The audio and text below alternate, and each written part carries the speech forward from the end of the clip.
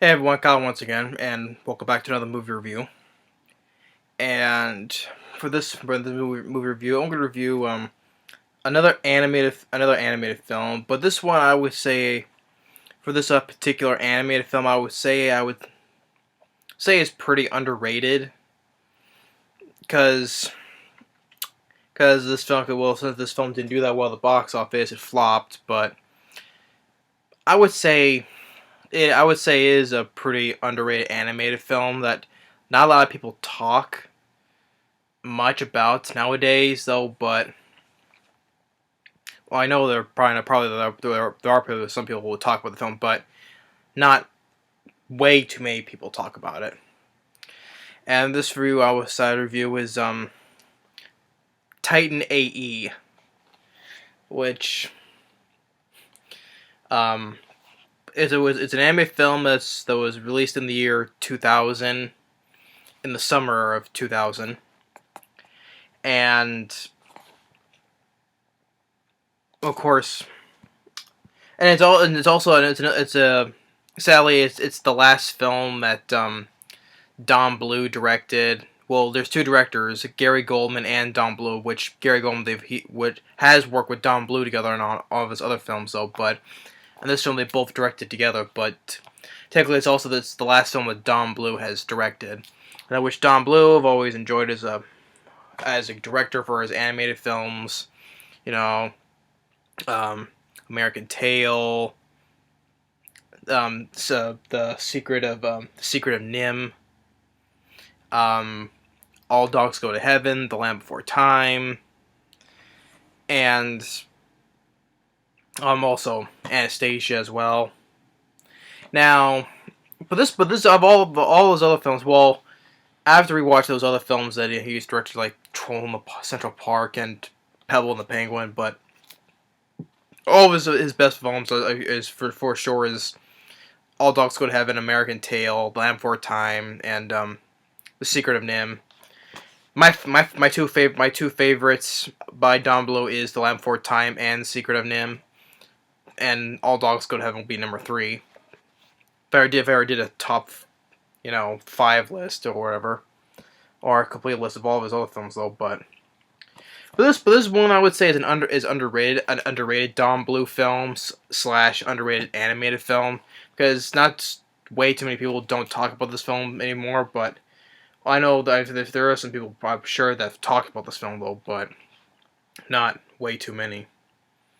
And the film came out in the summer of the year 2000, and sadly, the film was another box office flop or bomb, basically, and like a budget of like 75 million, and overall it took in like 36 million. And because of this, well, they they had the company named Fox Animation Studios, which there was only, well, technically 3 films, but 2 theoretically released. The first one was Anastasia, and then this film. But also before this film, there was a direct-to-video sequel, I think, or spin-off to Anastasia. I forget what that title is called, though. But so technically, you could say 3, but 2 in release in theaters. So Anastasia and this film.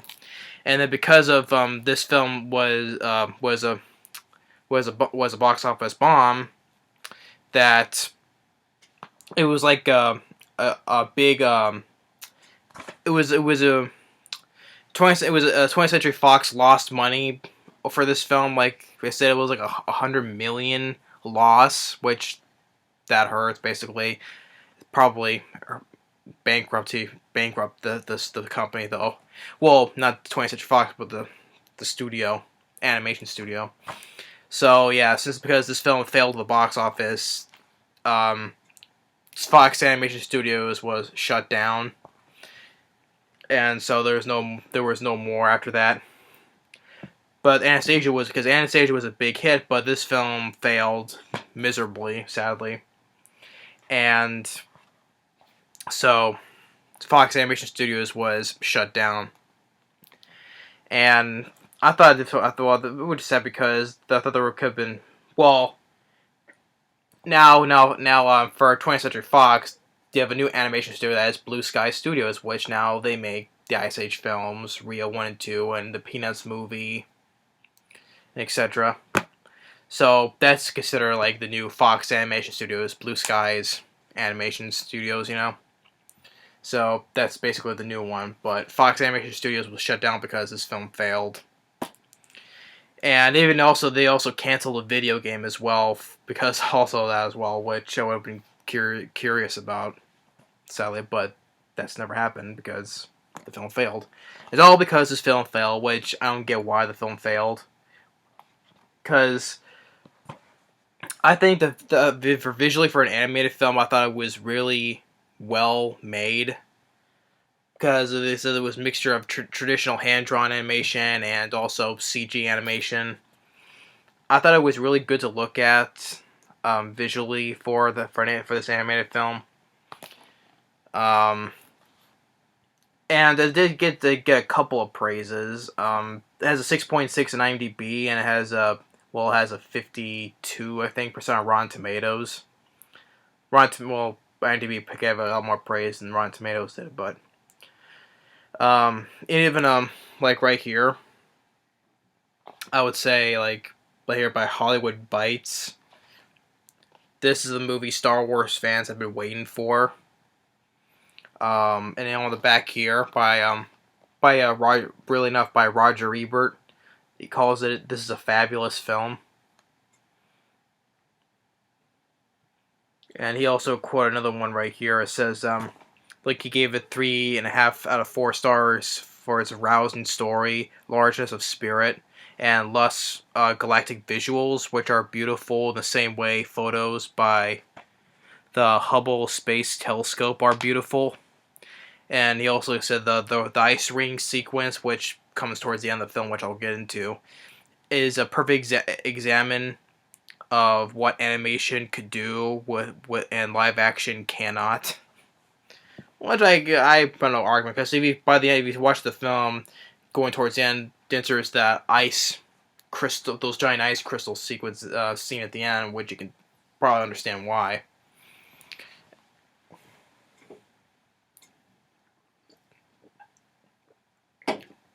So yeah, at least he gave it some praise, but well, there was a couple praise out of this though. But other than that, though, the film did get mixed reviews, which I disagree with. I think this is why I think it's an underrated animated film, and it also has the film has a good voice cast as well, which I'll get into, but and even the sound, the sound. There was I know one other thing before that. It's produced by David Kirshner, who wrote on the Chucky films as well, but which he did on other anime films as well. Though, but also there are 3 writers for this film. For the screenplay, there were 3 writers, but really enough, one of the writers is actually Josh Whedon. Josh Whedon, who directed Avengers and Avengers: Age of Ultron, Serenity, which he helped create on the show Firefly. Yeah, he was one of the writers of this film. So if you want to look at Josh Whedon, and he helped write on this film as well, which he's helped written on other films, which he even wrote on the first Toy Story film. He wrote on Alien Resurrection, which sucked when he had some disagreements with, but also I thought it was funny that he, the director of Avengers and Age of Ultron, helped write on this film. And the film goes at a good pace. It's on for about 90 94. It's a 97 movie, but it goes at a very good pace. And I like the songs that was in the soundtrack in the film. And the score by Graham Lavelle I thought was pretty good as well. And getting to the story, that it's like in the very future, it's about like 3028, and the human race is about to become extinct because there is this they mastered deep space travel, and there's this race that called the Dredge, and they haven't found a way to. They know that their plan is doomed, but this boy by the name of Cale Tucker and his dad, um, what was it? His dad's name was Professor Sam Tucker, which is voiced by Ron Perlman. Ron Perlman voiced the kid's father, and he invented this um this well, it's first as a spaceship though, but it's called Titan, and he created a way to create a new planet and all new life and stuff. But this alien species called the Dredge, he puts his son. Pretty much all the human races have evacuated. Although some evacuating ships got destroyed, which are like, oh wow, some of them got destroyed with people on it. And he gets on the ship, the Titan ship, and he launches up, and they see him go. But Kale and people have witnessed that the Dredge have used it's like the energy beam you saw at Independence Day, but it's a much larger beam. It destroys all of planet Earth. So planet Earth is totally destroyed, as does the moon. So they have to find the remaining humans have to find new places else to live. And then for some cut to 15 years later, and Kale's now much older, and he's and the older Kale is voiced by Matt Damon, which I thought he did a good job. Matt Damon. The voice cast it's a pretty good voice cast. You have Matt Damon as Cale Tucker. Ron Perlman, you saw all the voices as his father. Other voices: Nathan Lane, John Leguizamo, Bill Pullman, and Drew Barrymore. So he has a very good, I would say, very good voice cast for the film. And he's like a so 15 years later, Cale, he's like a salvage for stuff, and he gets treated differently as does the humans does, because other aliens don't treat them. Other aliens don't treat the humans not very good as well. And then there's this one guy, one human that's voiced by Bill Pullman, name of Captain Corso.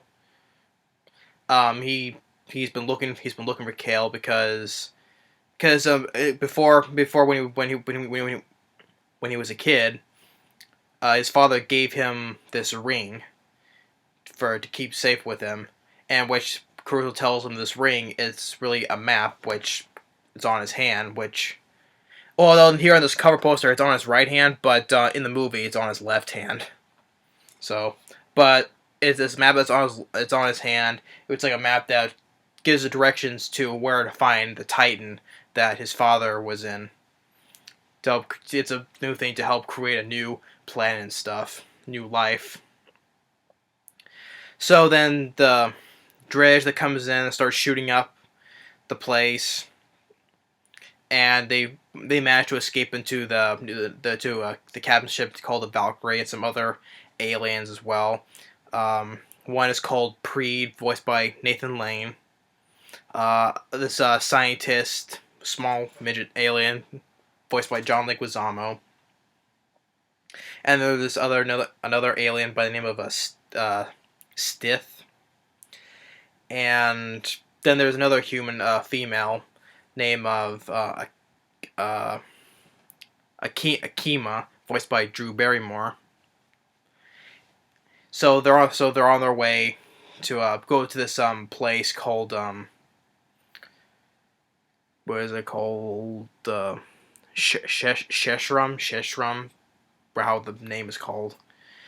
And they get these aliens. They look like giant bats. One of them is like makes you like point the hand in the sky to give direction towards the ship is at. And then they get attacked by the dredge.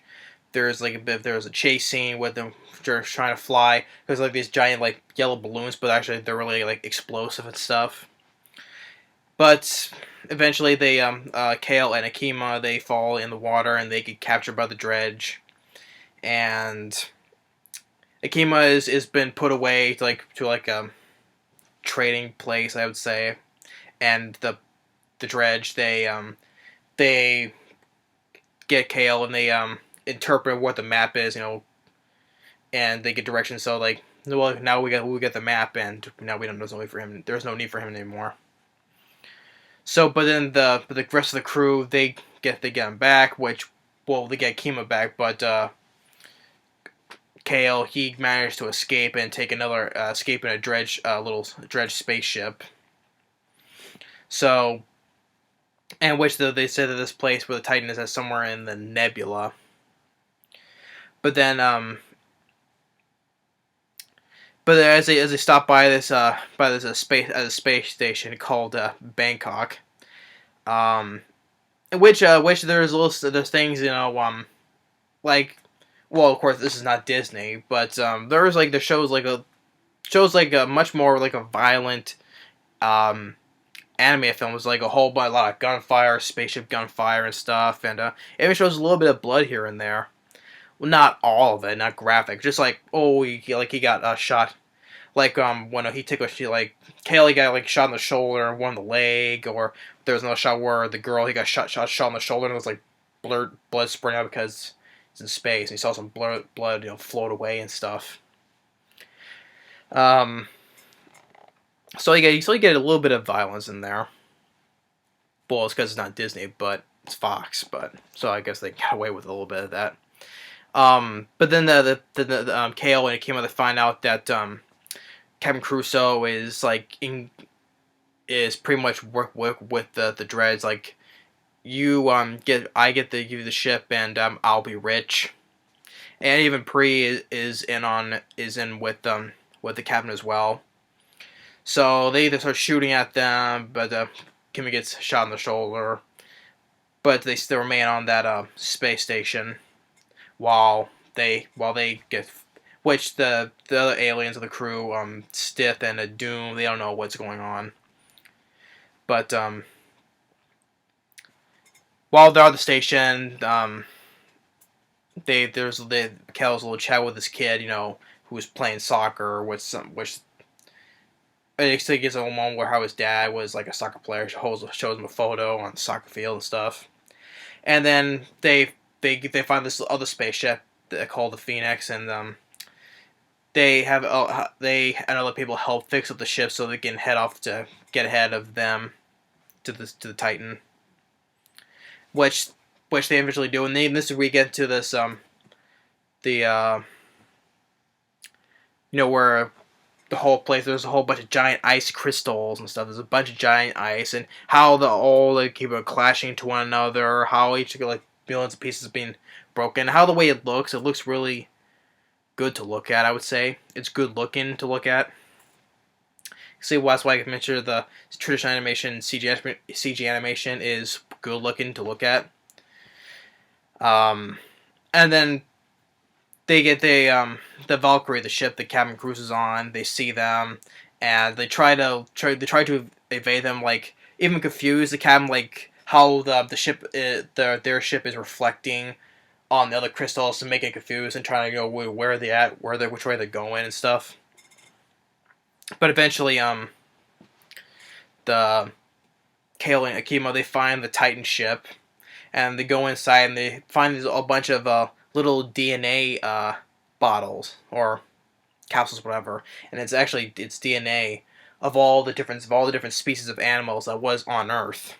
So now they can use this to repopulate all the animals on Earth to put on the new planet, which is like wow, there's like a whole bunch of giant walls all around the room, a bunch of these little DNA capsules of various different animal species that was from Earth.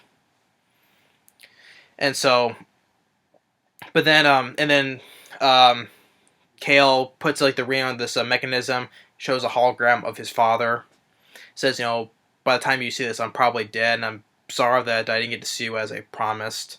He explains the whole thing. This is one thing to create a whole new planet of like Earth, but he gets cut short by the Captain Crusoe and which double crosses him he double crosses Crusoe, and then there's a little bit of a another bit of a scuffle, but eventually, I thought it was like an old crap scene almost. Like the captain goes and takes him, just snaps Pre's neck. I was like, wow, for an anime film, it was like you actually see one kill a bad guy like that, just goes and snaps the creature's neck. So now that they're gonna start the whole thing, but there is a malfunction, so Kale gets in a suit and goes out to try to fix it, while the rest of the mothership, the dredge mothership, comes in and tries to destroy them and to end all the human race as well. But and Dune and Sith knows what's going on. They try to help out shooting him, try to buy time and stuff, and while but Captain Crusoe, I guess he redeems himself by making Kale go get out, and he will do it. He will fix the problem. And by which point he gets I guess one part, I guess a gun. He puts it between these mechanisms, and he sacrifices himself. Electrocutes himself to get this thing started. And they have the idea to because they said that the dredge are made of a pure energy, so they try to use that pure energy against them to reverse, like a reverse effect, and which they succeeds and destroys the whole entire mothership of the dredge. And by this point, the whole thing starts, and all the crystals and everything that surrounds the ship now all turns into this one big planet, a new planet Earth. And it gives full land and water, and starts growing grass, and Kale wants to call Akemi says, what are you gonna call this planet? He calls it Bob. And then Stith and Dune, they leave in the ship as all the remaining humans and the other ships come into the new planet. And so I just think this is kind of an underrated animated film that a lot of people don't seem to talk about anymore. Which there are some, like I said, there are some people that do talk about it, but I'm sure, but not a lot of people don't talk about well, I don't know what it is, but I just feel that's why this film is an underrated anime film, because it doesn't get talked about it much. That's the thing. And and it's sad that this film flopped, which is another thing I think it's underrated as well. And especially for a film that was the Don Bluth and Gary Goldman helped direct, though, especially mainly Don Bluth because they worked together on other films, though, but mostly Don Bluth because he's directed a lot of critically acclaimed animated films like Secret of NIMH, Land for Time, American Tail. One decided with and probably because the film flopped, he hasn't directed a film ever since. I guess there were talks about him probably returning to direct anime films, but but there was no talks of that either. So, which is sad that after this film flopped, he's never directed again, sadly. And because of this, it shut down Fox Animation Studios, and now we got Blue Sky Animation Studios now. But I don't think this film was not as terrible as people. Well, probably the reason the film flopped because people barely went to see it. I guess thought it was terrible. But I enjoy Titan AE, and especially what AE stands for After Earth. Whether we heard that name before, After Earth. Oh, that's right, that shitty M. Night Shyamalan movie. This is hell of a lot. After Earth. This After Earth, I would say. Yeah, basically, yeah. This After Earth right here is better than that shitty M. Night Shyamalan film that he calls it After Earth. This is a hell of a lot better than After Earth, I'll tell you that, because it has the name of the title, AE, After Earth.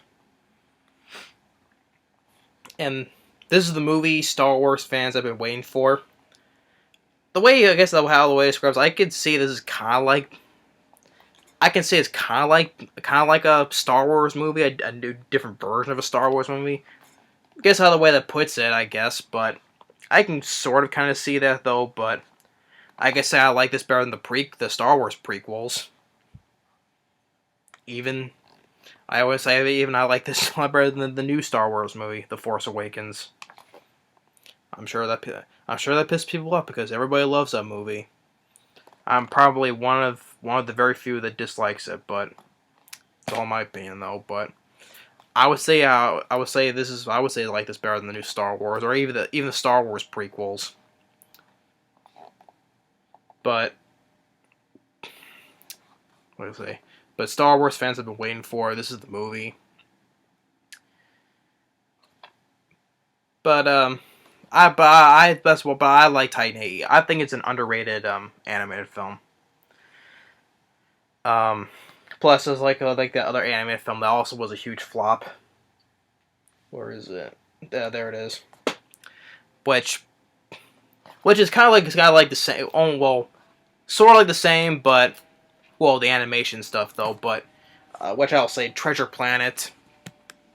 Treasure Planet. That was also another Treasure Planet was a much bigger flop than this film though, because that had a much more bigger budget and it was a much more bigger of a money loss. But I'll review Treasure Planet sometimes. But and that was a Disney film that flopped. But and also it's like the same like for the same style animation I can see that for Treasure Planet and even including Atlantis: The Lost Empire, which Atlantis: The Lost Empire I like more than this film though, but comparing to because both those films and Treasure Planet are Disney though, but this is Fox though. I would say that for a Fox movie they gave it their best chance to make it like this animated movie, and which I thought was well. I think it was well animated. Just how the way the film looks. Because visually, it's a good looking animated movie. I would say. The voice cast, I thought they did just fine. Matt Damon, Drew Barrymore, Bill Pullman, Nathan Lane, John Leguizamo, Ron Perlman for the little bit that he had. I thought they all did perfectly fine. I don't think they weren't that horrible. The music by Graham I thought was fine. Some of the songs that was in this for the soundtrack of the film that was in the movie, I thought that was pretty good. Pretty good sound for a pretty decent soundtrack. Didn't mind some of the songs for the film. And to look how these bad guys look for the Dredge, like all these all blue. Probably can hard to see it though, because it's hard. They're all blue figures. I think it was like not. Well, I don't know say how to describe how these things look though. I don't think they weren't that horrible looking, but. Under features has a director's commentary, some deleted scenes, music video "Over My Head" by which was in the soundtrack by Lit. Trailers, TV spots, DVD-ROM game link, the Quest for Titan featurette. Yeah, it's on for 95 minutes. There you go.